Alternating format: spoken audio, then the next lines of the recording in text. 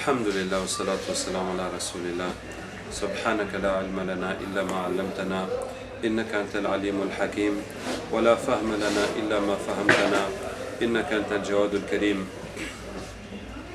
Donc c'est le cours du diagnostic. Dans le niveau 1, il y a 6 cours, les risques et les protections, les ventouses, la lecture, le traitement, les symboles et enfin le diagnostic. Alors chaque partie de la ruqya est très importante. Si on fait mal les ventouses, si on fait mal la lecture, si on explique mal le traitement, donc les choses ne vont pas bien se passer. Le résultat ne sera pas bon. Tout est dans les mains d'Allah Tabaraka Ta'ala, mais c'est des causes. Et cette méthode que nous enseignons, par la grâce d'Allah Tabaraka Ta'ala, j'ai traité des centaines, des milliers, des dizaines de milliers de personnes. On est à plus de 60 centres à travers 15 pays dans le monde. Donc j'ai des centaines d'élèves partout qui soignent et qui m'exposent aussi leurs problèmes, leurs situations. Donc c'est l'accumulation de toute cette expérience qui fait qu'on ait un résultat de 85%. Bi'idhnillah tabaraka wa ta'ala. Et pourquoi je vous dis ça? Parce qu'il y a toujours des petits malins qui sont intelligents, qui pensent qu'ils peuvent faire à leur façon, qu'ils peuvent faire leur propre expérience, etc. Et en tout cas, moi je ne peux pas accepter qu'on fasse des expériences avec mon nom, ou bien sur mon dos, ou bien dans mes centres. Et c'est l'accumulation de toute cette recherche qui nous permet d'arriver au résultat. Bien sûr, le Coran guérit, mais il y a des techniques, comme la ventouse, comme etc., des versets, et puis une analyse des situations. Et de tous les éléments du traitement, le diagnostic est le plus crucial. Puisque si au diagnostic, on a mal diagnostiqué la personne, on a mal compris, on a mal prescrit le traitement, ben, si ce n'est pas le traitement qu'il faut pour la personne, ben forcément, tous les autres au bout de la chaîne, même s'ils font de leur mieux, ça ne servira à rien, puisque le traitement n'est pas adapté au problème de la personne. Donc, de toutes les parties du traitement, le diagnostic, c'est le plus délicat, en tout cas, c'est le plus crucial qu'Allah Ta'ala nous aide. Alors, dans le diagnostic, nous soignons 3 choses: la sorcellerie, les djinns et le mauvais œil. Et ces 3 choses reviennent au traitement de la sorcellerie. Pourquoi? Parce que les djinns, la plupart du temps, viennent par la sorcellerie. Et des fois, ils viennent par la vengeance, des fois, ils viennent par l'amour, des fois, ils viennent squatter, habiter dans la personne quand la personne a déjà les djinns, la sorcellerie est déjà exposée, donc ça fait entrer les djinns. Mais le plus souvent, c'est à cause de la sorcellerie. Même dans les cas de vengeance et d'amour, souvent, il y a déjà la sorcellerie chez la personne qui a permis au djinn de rentrer. Et donc, enlever le djinn sans enlever la sorcellerie, c'est fatigant pour le raqi, pour le malade et pour le djinn, avec très peu de résultats. Puisque souvent le djinn ne sortira pas, ou peut-être qu'il mourra, ou si on force pour le faire sortir, il est très possible qu'il va revenir. Puisque la cause qui le ramène est toujours là, il y a toujours la sorcellerie. Donc c'est l'erreur de la plupart des débutants, ou bien de ceux qui ne sont pas professionnels dans la ruqya, qui essayent. Donc ils trouvent un djinn et puis ils se battent contre le djinn, alors qu'ils n'enlèvent pas la sorcellerie et puis ils ne connaissent pas suffisamment la sorcellerie pour l'enlever. Donc les djinns, le problème du djinn se résout la plupart du temps par la sorcellerie. Et si le traitement qu'on fait contre la sorcellerie, ça enlève aussi le djinn. Donc ça va aussi attaquer le djinn. On ne va pas attendre que la sorcellerie soit terminée pour commencer à attaquer le djinn. C'est le même traitement pour enlever la sorcellerie qui permet aussi d'enlever le djinn. Et le mauvais œil, c'est le plus faible des trois problèmes. Et le traitement qu'on donne, les lavages avec l'eau, contiennent toujours le traitement pour le mauvais œil. Donc on n'a pas besoin de chercher après le mauvais œil. Et il est rare que quelqu'un vienne se soigner à cause du mauvais œil, à cause du ayn. Même s'il en a, mais il souffre plus d'autres problèmes comme la sorcellerie, les djinns, etc. Il arrive que le mauvais œil devienne fort comme la sorcellerie. Par exemple, j'ai eu un patient qui était un coureur professionnel et il m'a dit une fois, il courait, il s'entraînait dans un stade et il y avait du public. Et puis quelqu'un est descendu des gradins, il lui a dit « Tu as fait tous ces tours et tu n'es même pas fatigué ?» Il a dit oui. Et depuis ce jour-là, il n'a pas pu dépasser le niveau qu'il a atteint dans cet entraînement. Chaque fois qu'il court comme ça, il a des crampes dans les jambes, il est obligé de s'arrêter. Et les années sont passées, son entraîneur ne comprend pas que logiquement il devrait évoluer avec les entraînements, tout ça chaque année, mais lui il reste au même point. Donc quand le Aïn devient fort, comme de la sorcellerie, comme si on lui a fait la sorcellerie pour bloquer sa carrière, son avancement, on va le traiter comme la sorcellerie. Alors maintenant, pour enlever la sorcellerie, comment on fait? Alors ça dépend de la façon dont la sorcellerie a été faite. Et ça ne dépend pas de l'effet et de l'objectif de la sorcellerie. Par exemple, si vous avez mangé de la sorcellerie, que ce soit pour vous empêcher de travailler, pour vous faire divorcer, pour vous rendre fou, pour vous rendre malade, de toute façon, puisque c'est mangé, c'est le même traitement. On va vous donner le sana, les herbes, le sana maké, en arabe, en français on dit gomme ammoniaque, sinon c'est connu comme feuille de séné, que le prophète sallallahu m'a recommandé pour vider le ventre, et la personne va boire ça avec l'eau coranisée et ça va partir. Donc, quel que soit l'objectif de la sorcellerie. Et donc, pour ça, pour enlever la sorcellerie, ce qui compte, c'est de savoir comment elle a été faite. Et non pas pourquoi elle a été faite. Maintenant, il y a 4 façons de faire la sorcellerie. La première façon, c'est ce qui est mangé. Et ce qui nous indique que la sorcellerie a été mangée, c'est que la personne a mal au ventre. Donc, quand la personne a des problèmes qui semblent anormaux, qui semblent relever de la sorcellerie, et ça, les symptômes sont au nombre de 4, qui montrent que la personne a de la sorcellerie.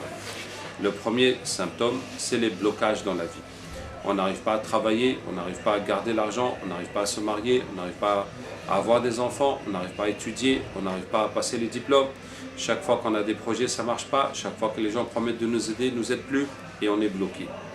Donc des blocages anormaux et répétitifs jusqu'à ce qu'on sache bien que ce n'est pas la malchance, que ce n'est pas le hasard, qu'il y a un problème qui est en train de bloquer notre vie. Il y a une force invisible qui bloque notre vie et c'est ça même, c'est ça précisément qui est la sorcellerie. C'est une force invisible qui bloque la vie de la personne. C'est le premier effet de la sorcellerie et c'est ce qu'Allah Ta'ala dit dans le Coran. On demande d'Allah de nous préserver du mal de celles qui soufflent dans les nœuds. Regardez bien, les sorcières font des nœuds et récitent des incantations sataniques, puis elles soufflent dessus. De la même façon que quand nous récitons le Coran, nous soufflons pour nous essuyer, mais elles récitent les choses sataniques et elles soufflent dans les nœuds. Et Allah dit que ça a un effet néfaste, ça a un effet. Sinon on pourrait dire, logiquement, physiquement, matériellement, qu'est-ce que ça peut me faire? Hélas, ça va attacher la vie de quelqu'un pour qu'il ne gagne plus d'argent, ou bien attacher le ventre d'une femme pour qu'elle ne fasse plus d'enfants, ou bien attacher la tête d'un élève pour qu'il ne comprenne plus rien à l'école. Donc, puisqu'Allah nous donne des prières pour nous protéger, pour nous soigner, c'est que ça existe. Donc, le premier symptôme, c'est les blocages dans la vie. Le deuxième symptôme, c'est les problèmes de santé anormaux. Donc, on a des douleurs bizarres, on a des maladies bizarres, on va chez les médecins, ils ne comprennent pas, on fait des analyses, on ne trouve rien, on prend des médicaments, ça ne part pas. Par exemple, si quelqu'un a mangé la sorcellerie, ça va lui faire mal au ventre. Si quelqu'un a marché sur la sorcellerie, ça va lui faire mal dans les jambes, des boutons, des eczémas, des psoriasis et beaucoup de problèmes de santé que la sorcellerie peut provoquer. Par exemple, Allah Ta'ala dit comme celui qui est secoué par les shayatines, par la possession. Donc les crises d'épilepsie dues au djinn. Le troisième symptôme, c'est les états mentaux anormaux. Ça veut dire qu'on s'énerve trop, surtout dans le couple, qu'on est triste, qu'on a peur, qu'on oublie, qu'on n'arrive pas à se concentrer, qu'on s'imagine des choses, on hallucine, on se mélange les idées, ça peut aller jusqu'à la folie. Là aussi, Allah Ta'ala dit Ma yufarriquna bihi bayna al-mar'i wa zawji. Ils apprennent avec la sorcellerie comment séparer l'homme de sa femme. Et le couple qui s'aimait, ça devient la haine, ça devient la guerre, on ne se supporte plus, et quand on se quitte, on regrette, on ne comprend pas, et chaque fois qu'on se retrouve, c'est reparti pour les disputes. Et le quatrième symptôme, c'est les cauchemars.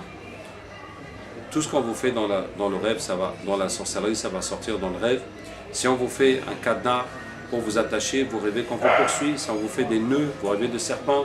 Si on vous envoie des djinns, vous rêvez des chiens. Si on fait des sacrifices contre vous, vous rêvez des bœufs, des vaches ou d'autres bêtes de sacrifice. Si on met la sorcellerie dans l'eau, vous rêvez de l'eau. Si on met en hauteur, vous rêvez de monter ou voler ou tomber. Si on met dans le cimetière, vous rêvez des morts. Si on prend la trace de vos pas pour faire la sorcellerie, vous rêvez des voitures. Si on envoie des djinns pour bloquer le mariage, l'enfantement, vous faites des rêves sexuels, etc. D'autres rêves qui indiquent les djinns et la sorcellerie. Ça aussi, Allah Ta'ala dit dans le Coran, وَيُذْهِبَ عَنْكُمْ رِجْزَ الشَّيْطَانِ, pour enlever de vous la souillure de Shaitan, Shaitan qui a fait aux Sahaba des rêves érotiques et ils ont eu Janaba à la veille de Badr, pour qu'ils soient en état de Janaba pour la bataille, mais Allah a descendu une pluie pour leur permettre de se laver. Donc voilà les rêves dus au Shaitan. Donc, avec les symptômes, on constate que la personne a de la sorcellerie. Donc maintenant, on commence à se demander, elle est comment? Donc si la personne a mal au ventre, on va lui prescrire le traitement, le sana. Maintenant, on n'a pas besoin de certitude. Est-ce que tu peux jurer? Est-ce que tu es sûr que la personne a mangé la sorcellerie? On n'a pas besoin. Puisque de toute façon, le prophète sallallahu alayhi wa sallam m'a dit, alaykum bis sana wa law marra fi sana. Buvez le sana même une fois par an. Donc voilà, la personne n'a jamais bu de sa vie. Et bien pour une fois, il va faire le conseil du prophète sallallahu alayhi wa sallam. Ça va lui faire une purge. Et on a une indication qui nous dit s'il a mangé la sorcellerie. Quand il va prendre le sana, la sorcellerie c'est des gouttes qu'on met dans la nourriture qui vont se coller dans l'estomac ou les intestins comme de la colle. Et le sana va vider le ventre et ça va l'enlever. Quand la sorcellerie se colle dans l'estomac, les sucs digestifs essayent de l'enlever. Les acides qu'il y a dans le ventre essayent de l'enlever comme si tu grattes quelque chose sur ta peau et puis tu n'arrives pas à l'enlever. Et donc tu vas gratter jusqu'à ce que ce soit irrité, c'est une gastrite. Et tu vas gratter jusqu'à ce que ça saigne et jusqu'à ce qu'il y ait une plaie et ça devient un ulcère. Vous voyez? En même temps, ça fait des ballonnements, ça fait des diarrhées et ça peut se mettre n'importe où depuis l'entrée jusqu'à la sortie. Donc quand la personne a mal au ventre, forcément c'est anormal. Parce que médicalement, ce qui peut provoquer le mal de ventre, c'est de manger trop de piment ou trop de choses épicées, mais surtout le piment, ou bien de boire trop d'alcool. Vous voyez que ça, c'est deux choses qui ne se digèrent pas normalement. Mais sinon, quelqu'un qui a mal au ventre pendant des années, ou bien qui est constipé depuis longtemps, ce n'est pas normal. Même si les médecins vont dire tu as un ulcère. Mais ce n'est pas normal. C'est comme si on dit tu as une plaie. Mais pourquoi j'ai une plaie? Il n'est pas normal d'avoir des plaies. Si tu t'es pas coupé, il n'y a pas de raison apparente. Vous voyez? Donc, celui qui a mal au ventre, presque tous les coups, c'est la sorcellerie. De toute façon, quand on va lui donner le sana, ça vide le ventre, ça enlève la sorcellerie. Quand ça enlève la sorcellerie, ça fait mal. Ça fait mal, imaginez la colle qui est sur votre peau, vous l'arrachez, ça fait mal. Mais déjà, la peau où la colle est posée est déjà irritée. Déjà, ça fait mal. Donc, forcément, ça va faire mal. Donc si ça fait mal, c'est qu'il y a la sorcellerie. Et la personne va continuer à boire le sana jusqu'à ce que ça lui fait plus mal. Donc si la personne a des symptômes de sorcellerie et mal au ventre, on va lui donner pour 6 jours ou 8 jours de sana. S'il a très mal, on va donner pour 10 jours ou 12 jours. S'il a un tout petit peu mal, on va donner pour 4 jours de sana. Avec l'expérience, vous allez voir. Ça veut dire quand la personne revient, vous lui demandez est-ce que ça lui a fait mal? Il va dire ça m'a fait la diarrhée. Et puis vous demandez oui mais est-ce qu'il y a eu des douleurs? Et là il va chercher, il dit oui ça m'a fait mal. Maintenant est-ce que ça a fait mal jusqu'à la fin ou bien seulement au début? Donc si ça a fait mal au début, à la fin ça faisait plus mal, c'est que c'est terminé, il n'y a plus besoin. Si ça a fait mal au début, à la fin ça faisait un peu mal, pour ajouter un peu, juste pour terminer, pour finir les douleurs qui restent. Et si ça a fait très mal du début jusqu'à la fin, là il faut en rajouter beaucoup. Et si ça n'a pas fait mal du tout, donc il n'y avait pas de sorcellerie dans le ventre. D'accord? Donc il faut savoir aussi pour la sorcellerie mangée que quand on traite des enfants ou des bébés, il faut systématiquement leur donner le sana. Pourquoi? Parce qu'il est possible qu'ils le prennent dans le ventre de la mère. Le plus souvent quand la femme a la sorcellerie, si elle est enceinte, ça se transmet à l'enfant. Et ça se transmet à l'enfant sous forme mangée. Donc quand on nous ramène des enfants qui sont malades et qui ont des symptômes de djinn de sorcellerie, il faut systématiquement leur donner le sana pendant 4 jours. Si c'est un bébé qui allait, il suffit de donner à la mère et l'enfant va le prendre dans le sein, c'est plus facile. Maintenant, il faut savoir que le sana, le cidre, ça ne fait pas de mal à la femme enceinte. Au contraire, ça permet de nettoyer son enfant dans son ventre, plutôt que de le laisser naître avec la sorcellerie et après de le soigner maintenant à son tour. Alors, voici la première façon de faire la sorcellerie, qui est la sorcellerie mangée et qui se soigne par le sana. La deuxième façon de faire la sorcellerie, c'est le mettre dans le corps. Ils envoient un djinn qui le met dans le corps de la personne. Ça provoque des douleurs, ça provoque des dysfonctionnements, ça veut dire des douleurs, on va mettre dans la tête, et la personne a mal à la tête, et puis bien sûr il a du mal à réfléchir. Si c'est un élève, ça peut le bloquer. Bon, si c'est quelqu'un qui n'a pas forcément un travail intellectuel, mais ça va lui faire des maux de tête. On envoie ça dans les ovaires des femmes très souvent pour empêcher d'avoir des enfants, des fois pour empêcher d'avoir des rapports avec son mari, ou ça fait que les rapports sont douloureux, ou bien ça fait juste que la femme déteste son mari. En tout cas, on peut en mettre ça n'importe où dans le corps, soit pour provoquer des douleurs, soit des dysfonctionnements, pour faire que le membre ou l'organe en question ne fonctionne plus, ou bien tout simplement pour attacher le djinn à cette sorcellerie. Ou bien juste, comme on aurait pu la mettre au cimetière ou n'importe où, ben on l'a mise dans le corps de la personne. Bon, on l'a mise dans le corps de la personne juste parce que rares sont les raqis qui utilisent les ventouses, parce qu'il y a la ventouse pour sortir ça. Et c'est très important. Donc on va poser la ventouse, on va prescrire les ventouses selon toutes les douleurs anormales que la personne va signaler. Alors, soit les douleurs, soit les dysfonctionnements. Vous voyez, si la personne a mal à la tête, on prescrit les ventouses sur la tête. Et s'il n'a pas mal, mais il est fou, bien il oublie trop, il a un vrai problème mental, donc on va aussi mettre les ventouses sur la tête. Si la femme a mal pendant les règles, on met les ventouses sur les ovaires. Mais si elle a pas mal, mais elle n'arrive pas à avoir d'enfant, eh ben on va aussi mettre les ventouses aux ovaires. Même si la femme est monopausée, mais pendant sa vie, elle était stérile et puis ses règles n'étaient pas normales, on va quand même faire les ventouses aux ovaires. Même si elle n'a plus besoin ou elle ne peut plus faire des enfants, on va quand même enlever la sorcellerie parce qu'on n'a pas besoin de la garder. Et souvent, les djinns sont attachés avec la sorcellerie. Donc, de toute façon, il faut tout traiter. Donc, je vous dis les ventouses pour les douleurs ou bien les dysfonctionnements. Maintenant, encore une fois, on n'a pas besoin d'avoir la certitude que cette douleur est liée à la sorcellerie ou au djinn. D'ailleurs, la sorcellerie et les djinns sont très liés dans le corps. S'il y a un djinn, très souvent, il y a la sorcellerie quelque part dans le corps et le djinn est attaché à ça. Et vice-versa, si la sorcellerie est dans le corps, très souvent il y a un djinn qui est attaché à ça. Donc, on n'a pas besoin de dire, est-ce que, par exemple, si on fait une ventouse au cœur, de dire est-ce que c'est le djinn qui est dans la poitrine, dans le cœur, ou bien si c'est la sorcellerie qui est dans le cœur. On n'a pas besoin. Pareil pour la tête, pareil pour n'importe où. Donc on soigne le djinn, la sorcellerie en vrac, ensemble. Qu'est-ce que je disais? On n'a pas besoin d'être sûr que c'est un problème de djinn, de sorcellerie, puisque le prophète sallallahu alayhi wa sallam dit Al-hijama shifa min arba'ina da. C'est un remède de 40 maladies. Donc ça fait aussi partie de la médecine chinoise. Et pour dire par exemple les aiguilles chinoises, l'acupuncture, et on sait que ça soigne des choses que la médecine occidentale ne comprend pas et ne maîtrise pas, ne peut pas expliquer, mais ils constatent que ça marche, que c'est efficace, et donc ils reconnaissent cette médecine, même si ça ne rentre pas dans leur logique du tout. C'est une logique qui est complètement différente. Et donc, c'est comme ça que les ventouses aussi, ça guérit des choses que la médecine moderne ne comprend pas.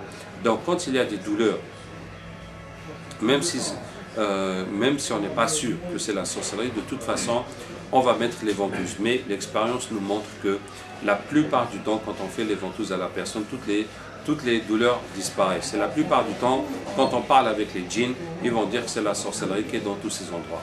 Donc, de toute façon, la plupart du temps, c'est bien la sorcellerie qu'on est en train d'enlever, et bien là, ça part. Même si la personne a un problème, par exemple quelqu'un s'est cassé le genou, ou bien il s'est cassé quelque chose, ou bien il a un problème au dos de scoliose, ou bien de, comment ça s'appelle, ou bien de sciatique, etc. De toute façon, on fait les ventouses. Puisque, comme je vous ai dit, la ventouse est un remède de 40 maladies. Deuxièmement, il se peut que le problème qu'il a eu soit dû à la sorcellerie. Et que c'est la sorcellerie qui a provoqué cet accident, ou ce problème de dos, etc. Troisièmement, même s'il n'y a pas de sorcellerie dedans et que le problème est arrivé Bil-Qadar, en tout cas par le destin d'Allah, mais il n'y a pas eu de sorcellerie dedans.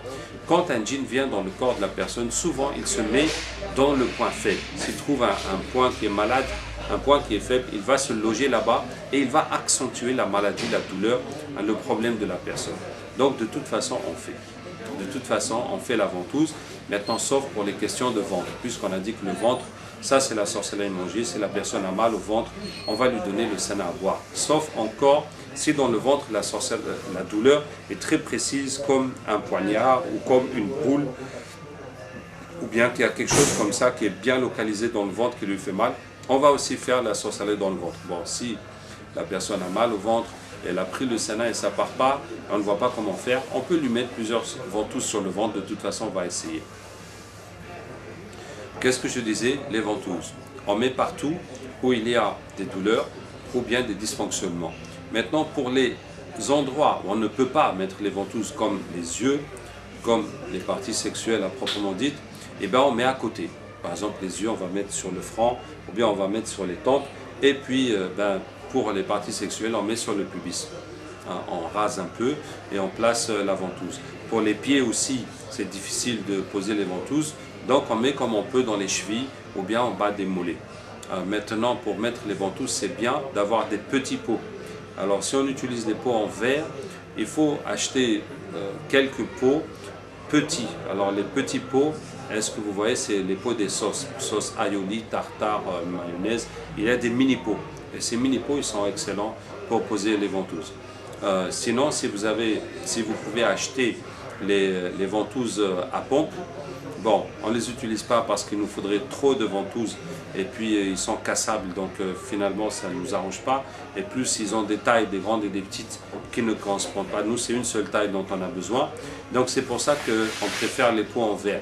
Mais si vous avez une ou deux boîtes de ventouses en plastique, là il y a des très petites tailles. Et ça peut servir pour des endroits où il est difficile de mettre les grosses ventouses. Bien.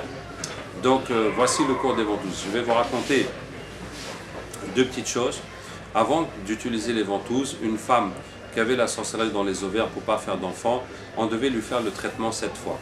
Donc elle vient, on récite le Coran sans les ventouses, on lui donne l'eau pour se laver, l'huile pour se masser, elle part, elle fait, elle revient, et 7 fois de suite comme ça. Vous imaginez, 7 fois le traitement, 7 fois se déplacer, 7 fois prendre les bouteilles d'eau pour faire une série de lavages, 7 fois aussi payer la consultation. Donc c'est vraiment fatigant. Mais pour avoir un enfant, il faut bien y aller jusqu'au bout. Hein. Et donc, depuis qu'on fait les ventouses, ça s'enlève sur place. Vous voyez? Donc c'est pour vous dire que si on ne prescrit pas les ventouses, il est presque sûr que la personne ne va pas guérir. Donc il vaut mieux faire trop de ventouses que pas assez.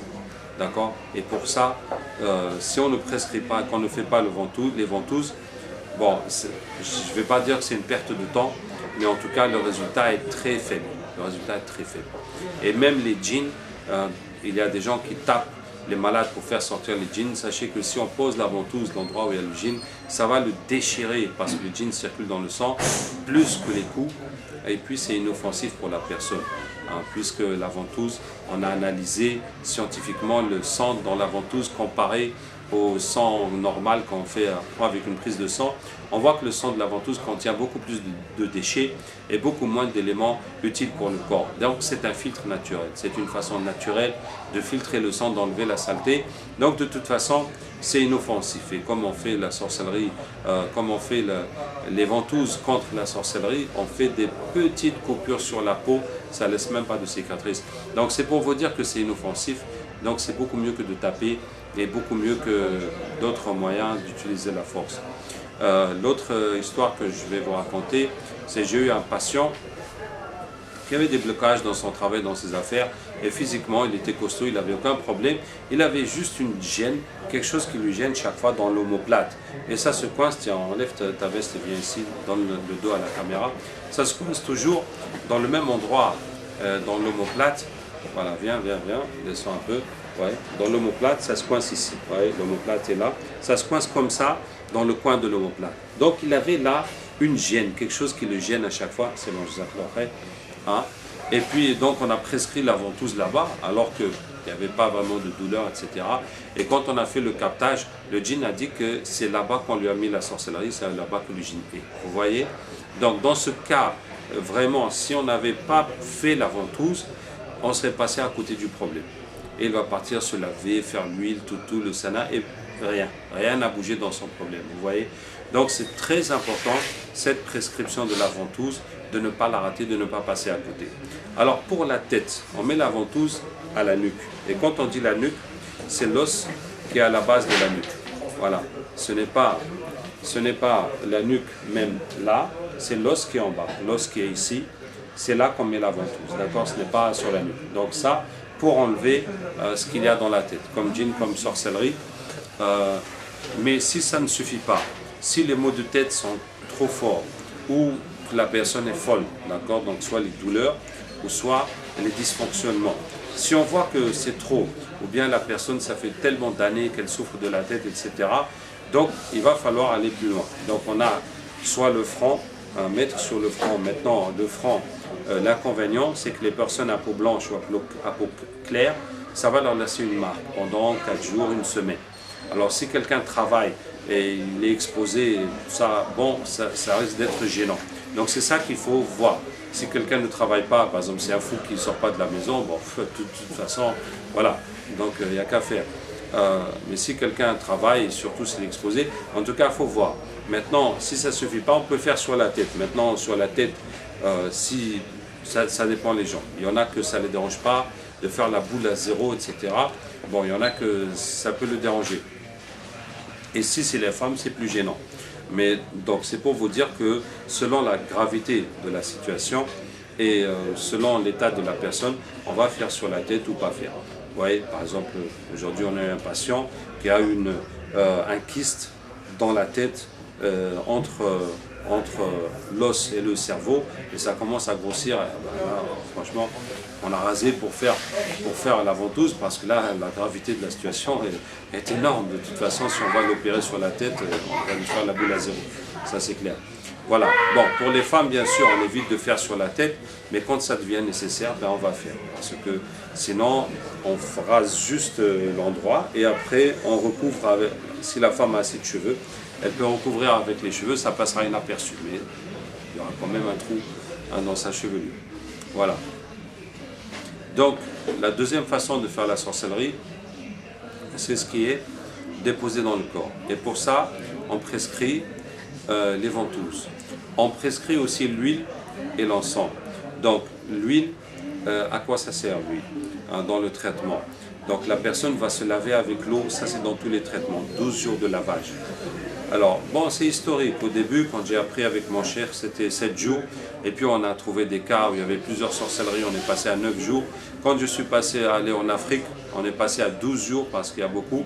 Et on préfère faire le maximum pour tout le monde. Donner le maximum à tout le monde. Donc, c'est toujours 12 jours de lavage. Ça, c'est pour tout le monde de toute façon. Alors, quand la personne se lave avec l'eau, après, on lui dit de se masser avec l'huile. Ce n'est pas tout le monde. S'il y a des douleurs, ou des maladies physiques, ou qu'il y a trop de djinns qui touchent la personne, par exemple une femme qui fait des rêves érotiques tout le temps, donc elle va se masser tout le corps avec l'huile. Si le problème est localisé, on peut masser que l'endroit où il y a un problème. Bon, si c'est général ou qu'il y a trop d'endroits localisés, donc la personne va se masser tout le corps avec l'huile. Donc l'effet de ça, c'est que quand elle va dormir, ben, pendant toute la nuit, le Coran va continuer d'agir sur elle. Et s'il y a un djinn qui est dans son corps, ben, c'est comme si on lui a mis un habit ou un manteau de feu. Donc ça va le brûler tant que c'est là. Et si un djinn de l'extérieur veut rentrer en elle ou en lui, bon, ben, ça va beaucoup lui compliquer la tâche. Comme si tu traverses, tu vas rentrer dans une maison qui est en feu. Bon, vraiment, c'est pas... En tout cas, c'est dissuasif. Donc l'huile, voilà. Maintenant aussi, on prescrit l'encens pour la personne. Donc c'est en fonction des douleurs et de ce que la personne vit comme djinn, comme rêve, etc. qu'on prescrit l'huile. Et aussi l'encens. Donc l'encens, alors je vous raconte l'histoire. La première patiente qu'on a eue qui a utilisé l'encens, elle avait un djinn amoureux. Chaque fois, elle rêvait des rapports sexuels. Et ça partait pas avec le traitement. Donc elle a eu l'idée. Mais c'est comme ça fait partie de la ruqya. Parce que quand les sahaba ont soigné le chef de tribu qui était piqué par un scorpion avec la Fatiha, ils sont rentrés. Et le prophète sallallahu alayhi wa sallam a dit au sahabi, « Wa ma adraka annaha ruqya » Comment as-tu su que la Fatiha peut soigner. قال شيء ألقي إلي أو شيء ألهمته. Il dit c'est venu dans ma tête ou bien j'ai été inspiré. Donc ça fait partie de la ruqya de demander à Allah de chercher jusqu'à ce qu'on a une idée, Allah Ta'ala nous donne une idée de faire ça. Bien entendu, il faut que ces idées soient dans le cadre islamique, hein, mais en tout cas c'est possible. Et qu'est-ce que je disais? Donc elle a eu l'idée qu'elle va se laver avec l'eau du Coran, après elle va se mettre un pagne, attacher un pagne à la taille, et puis réciter le Coran dans l'encens et allumer cet encens en dessous de son pagne, donc pour que ça prenne justement sur ces parties, et donc pour chasser le djinn de là-bas. Et quand elle a fait ça, après elle a rêvé du djinn qui n'avait plus de sexe. Voilà, son sexe a été grillé, hein, avec la fumée de l'encens. Bon, même si le djinn est encore là, il n'a plus de quoi toucher la femme, ça fait déjà un problème en moins. Donc quand elle m'a raconté son expérience, on a commencé à prescrire l'encens pour les femmes. Et vous voyez, je vous dis que par la grâce d'Allah Ta'ala, ceux et celles qui en souffrent et ceux qui ont essayé de soigner ce problème peuvent apprécier la valeur de cette solution. Pourquoi? Parce que malheureusement certains raqis sont tentés d'y mettre la main pour sortir le djinn de là-bas, parce que voilà, on peut taper la tête, le cou, et les jeunes disent ah, je m'en fous de toi, moi c'est pas là-bas que je suis, hein. On va rester comme ça, se sentir impuissant devant ce problème, vous voyez. Donc il y a des rares qui sont tentés de le faire sortir, qu'Allah Ta'ala nous aide. Donc il y a des limites, franchement, on soigne, bon, on est obligé de soigner les femmes, la plupart des soignants sont des hommes et la plupart des malades sont des femmes. Mais il faut faire attention parce que qu'Allah Ta'ala nous aide, sinon ça devient autre chose. Donc cette façon, vous voyez comment elle est douce et puis elle est super efficace et la femme va faire ça tranquillement chez elle, voilà, vraiment, dans le respect total de son intimité, de son corps. Donc l'encens, surtout pour les djinns amoureux et d'une façon générale pour les djinns qu'il y a sur la personne. Bon, sauf si la personne a trop de maladies dans son corps, on va aussi prescrire l'encens. Mais s'il y a trop de maladies dans son corps, c'est sûr qu'il y a plein de djinns aussi. Et ensuite, éventuellement, on va prescrire le khol. Hein, le khol, bon, ça s'appelle, en tout cas, la poudre noire qu'on met dans les yeux. Hein, le khol, s'il y a des problèmes de yeux, de douleurs de yeux, de maladies de yeux, problèmes de vision, donc on reste dans le khol et on donne aussi à la personne. Donc on était dans la sorcellerie déposée dans les douleurs de corps, et pour ça on prescrit les ventouses, on prescrit aussi l'huile et éventuellement aussi l'encens pour les djinns, pour les douleurs, pour les maladies dans le corps. Maintenant, la troisième façon de faire la sorcellerie, c'est ce qui est fait de loin. On prend les cheveux de la personne, la photo, les habits, on va attacher des nœuds, on va faire des choses, on va faire des canaries, des micmacs, hein, se faire des sacrifices.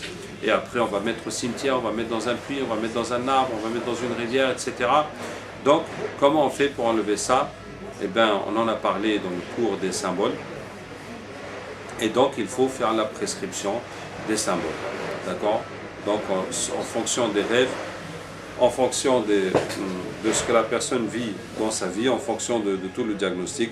Donc vous avez la feuille de sorcellerie, on en a parlé dans le cours, hein, des symboles.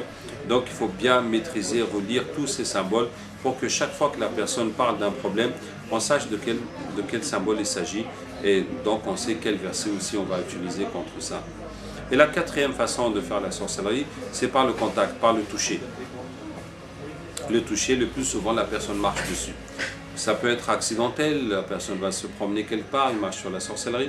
Ça peut être fait exprès, on met devant sa porte, on met devant son magasin, on met à la place où il a l'habitude de s'asseoir dans le marché, et la personne marche dessus ou s'assoit dessus, et là la plupart du temps ça fait des problèmes dans les jambes. On était une fois dans un village où toutes les femmes avaient le même problème. Elles avaient mal dans les jambes et leur commerce ne marche pas. Parce qu'elles vendent dans le marché du village. Et puis chacune, quelqu'un est venu lui planter la sorcellerie là où elle a l'habitude de s'asseoir. Donc tous les jours, elles viennent s'asseoir dessus comme des poules sur leurs œufs. Hein. Et donc la sorcellerie prend sur eux et bien entendu leur commerce s'arrête. Donc qu'est-ce que je disais? La sorcellerie par contact, ça fait des problèmes de peau. Maintenant, la plupart du temps, c'est dans les jambes, ça fait des boutons, des eczémas, des psoriasis, ça peut être n'importe où. On a eu une femme, on lui a fait la sorcellerie dans son rouge à lèvres, et donc elle avait la bouche pleine de plaies, c'était affreux, qu'Allah Ta'ala nous en préserve. J'ai eu une fille aussi, quelqu'un lui a mis la sorcellerie dans son foulard, et ses cheveux sont partis, la peau de sa tête était blanche, affreuse, etc., etc.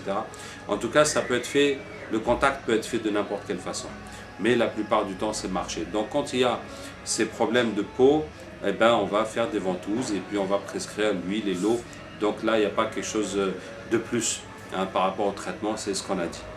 Donc, pour la consultation, on écoute les problèmes de la personne, on voit si ça relève de la sorcellerie et on prescrit les ventouses partout où la personne a mal. Alors, il faut demander partout. On commence par dire, est-ce que tu as mal quelque part? La personne va dire. Et après, on demande, est-ce que tu as mal à la tête? Est-ce que tu as mal au cœur? Est-ce que tu as mal au dos, en bas du dos, vers les reins, les lombaires? Est-ce que tu as mal au ventre? Si c'est une femme, on demande, est-ce qu'elle a mal au bas-ventre? Est-ce qu'elle a mal pendant les règles? Bon, même si elle est ménopausée, on va dire, et quand tu avais les règles, est-ce que ça faisait très mal? Et puis, est-ce que tu as mal dans les jambes, les mollets, les genoux? Voilà, c'est les questions qu'on pose. Hein, mais la personne peut avoir mal n'importe où, ou bien avoir une plaie, ou avoir des boutons, ou avoir des eczémas n'importe où. En tout cas, n'importe où la personne a un problème, on va faire les ventouses. Il n'y a pas de limite sur les ventouses qu'on met sur le corps d'une personne. Et puis, c'est très peu de sang. Donc, même si la personne a 20 ventouses sur elle, ça ne vaut pas une prise de sang. Ça ne vaut pas une prise de sang, ça ne vaut pas un don de sang. Hein, qu'Allah Ta'ala nous aide, Inch'Allah. Donc, ça c'est... Et ensuite, on continue, on demande les rêves. Maintenant, vous voyez, dans les symboles de sorcellerie, il y a 45 symboles. La majorité, enfin, beaucoup de ces symboles sont très rares. Donc, on ne va pas tout demander. On va demander les choses les plus courantes. Et on va demander, est-ce qu'elle rêve qu'on la poursuit? C'est la sorcellerie avec le cadenas. Est-ce qu'elle rêve des serpents? C'est la sorcellerie avec les nœuds. Des chiens. Là, on met chiens, parce que ça peut être les djinns qui viennent comme des chiens, ça peut être la sorcellerie faite avec le chien. Est-ce qu'elle rêve des bêtes? Hein, des bêtes. Donc, si c'est des bêtes de sacrifice, comme les bœufs, comme les moutons, comme les chameaux, on met sacrifice. Et si c'est des bêtes de transport, comme les ânes, comme les chameaux et comme les chevaux, on met ou bien c'est la même chose que les véhicules ou les voyages, on met la terre, le pas, la trace des pas. Maintenant, bon, il y a d'autres animaux, bon, il y a l'âne, on peut faire la sorcellerie avec l'âne, on peut faire la sorcellerie de l'araignée, etc. Bon, ça c'est plus rare. Donc je reviens au rêve qu'on demande. On demande si la personne rêve qu'on l'a poursuivi, si elle rêve des serpents ou des animaux. Si elle rêve de l'eau, c'est la sorcellerie qu'on met dans l'eau, donc on marque l'eau. Si elle rêve d'auteur, d'altitude, de monter ou voler ou descendre ou tomber, on met l'arbre, c'est la sorcellerie qu'on met dans l'arbre. Bon, même si c'est dans une montagne ou dans un poteau électrique ou dans un étage, c'est la même chose. Et on demande si la personne rêve des morts. Alors, quelle que soit la façon, si elle voit des morts vivants ou des vivants morts, ou si elle rêve qu'elle-même elle est morte, ou si elle rêve des cimetières ou bien des funérailles, tout ce qui a rapport avec la mort. Donc on met tombe. C'est la sorcellerie qui est faite dans une tombe ou dans un cimetière. Et on demande si elle rêve des voitures ou des véhicules ou des voyages. Donc ça c'est la trace des pas. Et on demande si c'est une femme, on va demander si elle rêve des enfants ou des bébés. Ça c'est la sorcellerie faite avec les habits intimes de la femme. On demande si la personne fait des rêves sexuels. Encore une fois, pour les femmes, on demande si elles rêvent du sang. Ça, c'est la sorcellerie qui est faite avec le sang des règles. Hein, quel que soit le sang qu'elle voit. Donc, on met le sang des règles. Et puis, alors, on demande si la personne rêve de poisson. Ça, c'est la sorcellerie que les sorciers mettent dans un hameçon, dans la mer ou la rivière, jusqu'à ce qu'un poisson vienne le prendre, puis il laisse partir le poisson. Si elle rêve des toilettes, bon, c'est très simple, ça, on met la sorcellerie dans les toilettes. Si elle rêve du feu. Le feu, bon, en général, là où on fait la cuisine sur des feux de bois, donc ils viennent enterrer la sorcellerie dans le foyer. On a l'habitude d'allumer le feu pour faire la cuisine. Maintenant, les sorcelleries, ça varie comme les recettes de cuisine. Donc, selon le pays, la zone où vous êtes, les sorciers utilisent des choses particulières. Donc, les choses qui ne se présentent jamais à vous, plus besoin de demander aux patients. Et les choses qui se présentent là où vous êtes, eh ben, vous demandez ça plus fréquemment. Donc, je disais quoi? Voici les rêves qu'on demande systématiquement aux gens pour faire la prescription. Après, s'il y a d'autres rêves, vous demandez, est-ce qu'il y a autre chose dont tu te rappelles dans tes rêves, autre chose que tu as à dire, donc vous notez. Maintenant, il faut savoir que dans les symboles, il y a une liste de symboles qui sont toutes liées au blocage. Hein. Il y a les cadenas et les nœuds qui sont dans les rêves, Même le reste, c'est toujours des blocages. L'eau, l'arbre, c'est des blocages. Le cimetière, c'est des blocages. Mais il y a des rêves spécifiques au blocage Canaries. Bon, Canaries, ici en Afrique, c'est des vases en terre cuite. Et c'est là qu'on mélange tout pour faire un cocktail, pour faire un menu, un best-of de sorcellerie. On met un peu de poil de chien, on met un peu de ceci, de cela. Ça fait une marmite. Voilà, ça fait une bonne marmite pour la personne. Donc, bon, quand on dit Canaries, c'est une préparation. Hein, ça veut dire qu'on a bien mijoté un bon menu pour la personne. De toute façon, le verset qu'on utilise, c'est très général. Et on va vers le travail qu'ils ont fait, on l'éparpille, on le gâte. Donc c'est un travail, vous voyez, c'est une préparation, voilà, c'est tout un travail qui a été fait, c'est ça l'idée du Canari. Et dans les sorcelleries de blocage, il y a le puits. Donc ça, souvent la personne va rêver de tomber en profondeur. Sinon, quand vous voyez que ces problèmes sont trop complexes et qu'ils ne s'en sortent pas du tout, vous rajoutez le puits. Il y a aussi l'étoile. Donc l'étoile, ça veut dire qu'au lieu de faire un nœud simple, on va prendre un fil de fer et là on va faire un bon nœud attacher ça. Bon, ça fait un peu comme une étoile. En tout cas, il y a plusieurs façons de compliquer le nœud. Si vous voulez, ça fait un nœud très compliqué quand on parle d'une étoile. J'ai eu une fois un patient où les djinns ont dit que le sorcier a passé toute la nuit à faire des nœuds. Donc vous voyez, on peut faire des nœuds plus compliqués que des simples nœuds. Donc il y a aussi l'étoile. Bon, voilà, donc consultez la liste, il faut essayer de s'imprégner. Donc chaque fois que vous voyez que les blocages sont plus complexes et plus complexes, vous rajoutez encore des symboles par rapport à ça. Alors, il y a des façons de renforcer le traitement. Si vous voyez que par rapport au problème de la personne, vous voyez que le traitement qu'on donne ne va pas suffire pour tout enlever en une fois. Parce que notre objectif est toujours ça. Hein. Et qu'Allah lui pardonne, j'ai eu un ami, une fois j'ai donné une prescription à une personne, lui aussi faisait la ruqya, puis s'est étonné, il m'a dit, mais non, quand elle vient, tu lui donnes d'abord pour ce qu'elle a mangé, une autre fois, tu lui donnes pour la tombe, une autre fois, tu lui donnes pour ça, subhanallah. Ça veut dire on va passer tout ce temps pour pomper le patient chaque fois, subhanallah. Non, pas du tout. On va tout faire pour tout enlever du premier coup. Hein. Franchement, le business, on n'en a rien à cirer. Et déjà, comme ça, on est très débordé de gens. Donc, on n'a pas besoin de faire poireauter la personne, de la faire revenir et revenir pour la sucer à petits coups. Qu'Allah Ta'ala nous en préserve. Donc, notre objectif, à chaque fois, c'est de tout enlever du premier coup. Ce n'est pas toujours possible, mais c'est toujours notre objectif. Hein, c'est toujours notre objectif. On essaye, on fait de notre mieux. Donc, si on voit que la personne a trop de problèmes et que ce traitement ne va pas suffire, vous voyez, c'est comme si, je vous donne un exemple, c'est comme si vous mettez votre linge à laver et le linge est tellement sale que tu sais que le savon que tu as l'habitude de mettre, là, ça ne va pas suffire. Vous voyez? Donc, tu seras obligé de laver 2 fois, ou bien de séparer le linge en 2 morceaux, ou bien de mettre plus de savon. En tout cas, à toi de voir comment tu vas faire. Mais la façon que tu as l'habitude de faire, ça ne va pas suffire. Bon, il y aura déjà beaucoup de saleté enlevée, mais ce ne sera pas propre comme on veut. Vous voyez? Donc, quand on voit que c'est comme ça, hein, le lavage avec l'eau du Coran, ça fait ça. C'est pour ça qu'on dit dans la prescription, quand la personne se lave avec l'eau et récupère l'eau dans la bassine, il va... S'il a un problème spécifique dans le corps, il va reprendre cette eau pour se relaver cet endroit encore pendant 5 minutes. Puisque dans cette eau qu'il a récupérée du lavage, il y a encore l'effet du Coran. Donc on peut encore en profiter pour insister sur un endroit spécifique qui le gêne. Voilà, et ça va accélérer le traitement. Au lieu de faire le lavage d'un seul coup, il va répéter pour cet endroit-là qui lui pose un problème. Donc, qu'est-ce que je disais? C'est comme l'esprit de laver un linge ou bien d'éteindre un feu, d'éteindre une chaleur. Donc, si on voit que ça ne suffit pas, hein, si on pressent, que ça ne suffit pas, on va renforcer le traitement. Alors, qu'est-ce qu'on peut faire pour renforcer le traitement? Eh bien, on peut donner à la personne de se laver matin et soir. Au lieu de se laver que le soir, on va lui rajouter de l'eau ou bien la feuille coranisée pour préparer l'eau et il va se laver le matin et le soir.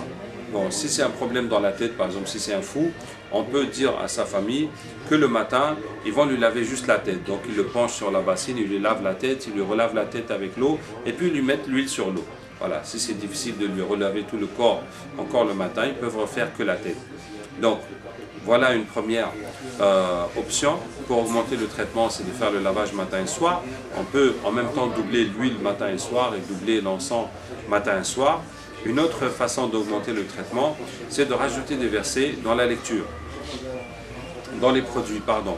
Donc on va dire quand la personne a son eau de Ruqya, plus son huile et plus son encens, si lui-même il peut, ou bien si sa famille peut, lire encore dans l'eau. D'accord? Alors lire quoi? Eh bien, en fonction du problème qu'on veut résoudre. Par exemple, si c'est des maladies, on va lui dire de lire la Fatiha 100 fois dans l'eau. Ça va faire participer le malade et comme ça lui-même il va demander à Allah à force de répéter, de se fatiguer à faire cette lecture. Et puis c'est plus de Coran dans l'eau, ce ne sera que plus efficace. Si la personne a trop de problèmes de djinn, on va lui dire de lire Ayat al-Kursi 100 fois dans l'eau. Et là, vous pouvez être sûr qu'avec cette eau, cette huile, cet encens, eh ben, ça va exterminer les djinns qu'il y a sur lui. Vous voyez, donc ça va accélérer beaucoup plus le traitement. Si les djinns résistaient, voilà, ils vont avoir beaucoup plus de mal à résister. Alors ensuite, si le problème est spécifique, on va prendre les versets qu'on utilise pour enlever les sorcelleries symboliques, on va multiplier ça. Par exemple, si quelqu'un a perdu la vue avec la sorcellerie alors que médicalement il n'y a rien, on va prendre le verset pour les yeux et on va leur dire de rajouter ça 100 fois dans l'eau, l'encens, l'huile et dans le khol pour mettre dans ses yeux. Bon, etc. Si c'est des Pâques des ancêtres, si c'est les djinns qui viennent des Pâques des ancêtres, on va leur dire de réciter le verset des Pâques, plus le verset des sacrifices, dans Surat Al-An'am, verset 162-163, de rajouter ces deux versets 100 fois dans cette eau avec laquelle il va se laver. Bon, si c'est un enfant handicapé, on va dire à ses parents de rajouter la Fatiha pour la guérison et laqad khalaqna al-insana fi ahsani taqwim dans Surat At-Tin, nous avons créé l'homme sous la forme la plus parfaite, et aussi de rajouter ce verset Fitrat Allah allati fatara an-nas 'alayha la tabdila li khalqillah dans Surat Ar-Rum. La nature d'Allah selon laquelle il a créé les gens, il n'y a pas de changement à la nature d'Allah. Pour que l'enfant redevienne naturel, redevienne parfait comme Allah Ta'ala a créé l'homme sous une forme parfaite. Donc de réciter ça dans l'eau, l'huile et de lui faire le traitement tout le temps. Il faut savoir que les enfants handicapés, on ne peut pas les guérir, c'est Allah Ta'ala qui les guérit, mais ça ne rentre pas dans nos compétences, ça ne rentre pas dans notre domaine. Si on a fait la sorcellerie à la mère pour rendre l'enfant handicapé, ou que la mère avait de la sorcellerie, cette sorcellerie a influencé l'enfant, ou que n'importe quelle que soit la cause, bon, quand on enlève les djinns et la sorcellerie, ça ira mieux. Il y aura du mieux, mais nous, on ne peut pas espérer que l'enfant redevienne normal, puisque depuis sa création, depuis sa formation, il était pas normal. Si l'enfant était normal et après, il est tombé malade, là, on peut espérer qu'il redevienne normal. Mais si dès sa formation dans le monde de la mère, il n'était pas normal, en tout cas, Allah est capable de tout. Allah peut recréer tout comme il faut, comme il veut, mais ça ne rentre pas dans nos compétences, donc il ne faut pas donner d'espoir aux familles, mais on va leur dire d'utiliser ces versets du Coran pour le traiter constamment, à travers les années. Alhamdoulilah, les parents, forcément, ils ont plus de patience et d'endurance que nous pour soigner les malades. Donc, on les oriente, on leur donne les versets appropriés pour le soigner. Et de toute façon, le Coran est un remède universel. Nous utilisons le Coran pour soigner la sorcellerie, les djinns, le mauvais œil, mais le Coran n'est pas limité à soigner ces maladies-là, il peut tout soigner. Parce que le verset qu'Allah dit, nous descendons en Coran qui est un remède et une miséricorde pour les croyants, n'est pas limité aux maladies mystiques, c'est quelque chose de général. Donc on donne ça aux parents. Donc voici des façons d'augmenter, de renforcer le traitement. Autre façon, c'est de dire aux patients de revenir plusieurs fois, au lieu d'attendre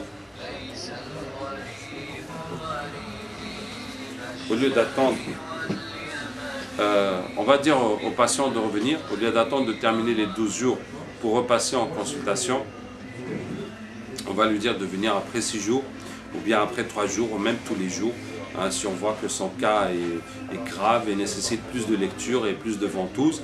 Donc on lui dit de revenir autant qu'il faut, Inch'Allah. qu'Allah Tabarak Ta'ala nous aide et nous guide. Est-ce qu'il y a des questions sur le diagnostic?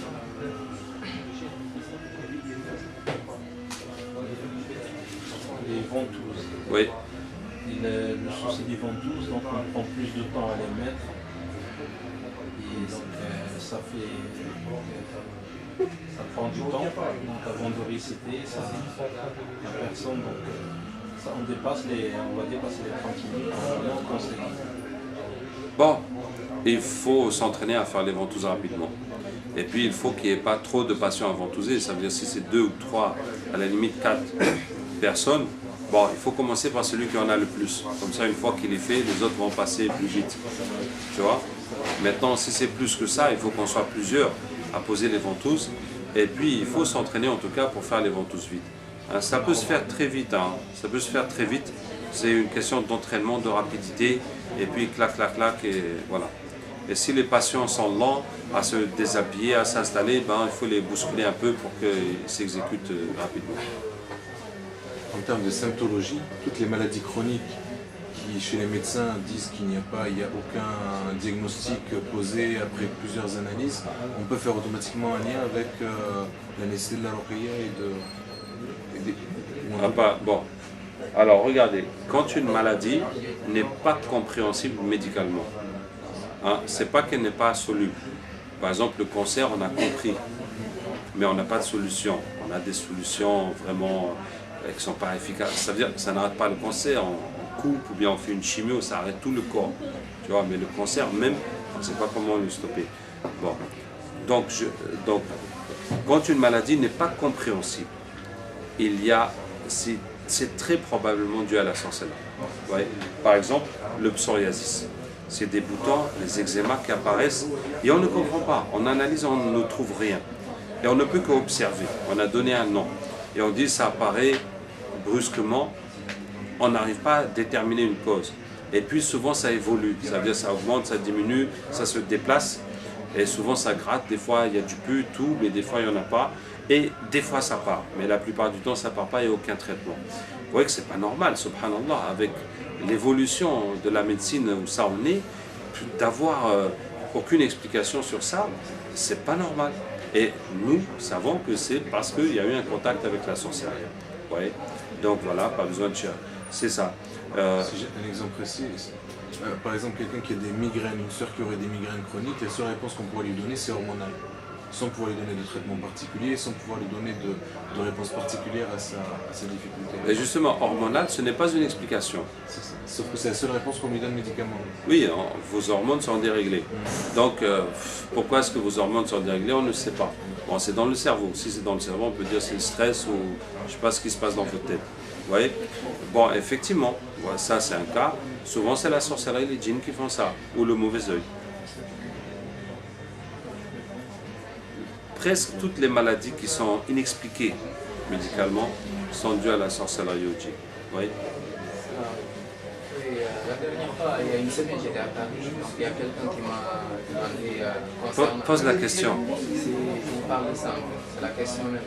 Oui, elle me demande, elle fait beaucoup de serpents, tout le temps. Elle n'arrête pas. Oui, ben, c'est de la sorcellerie. On a dit les serpents, c'est quand on vous fait des nœuds pour bloquer votre vie. Donc il faut voir est-ce que dans sa vie les choses sont bloquées ou avancent normalement. Donc on va trouver des blocages. Elle n'arrive pas en fait, à trouver un mari, elle m'a dit. Voilà. Ben, c'est ça, je vous ai dit, il y a 4 symptômes. Les blocages dans la vie, les problèmes de santé anormaux, les états mentaux anormaux et les cauchemars. Quand vous voyez ça, vous savez que c'est la sorcellerie et les djinns. Est-ce que ça, on peut le faire partir d'un coup Bon, ça, comme il a dit, rêve de serpent, il n'arrive pas à se marier, ça peut partir d'un coup, Inch'Allah. Voilà. Et moi, par rapport à ce que vous m'avez dit tout à l'heure. Non, on est dans un cours ici. سبحانك اللهم وبحمدك نشهد ان لا اله الا انت نستغفرك ونتوب اليك سبحان ربك رب العزه عما يصفون وسلام على المرسلين والحمد لله رب العالمين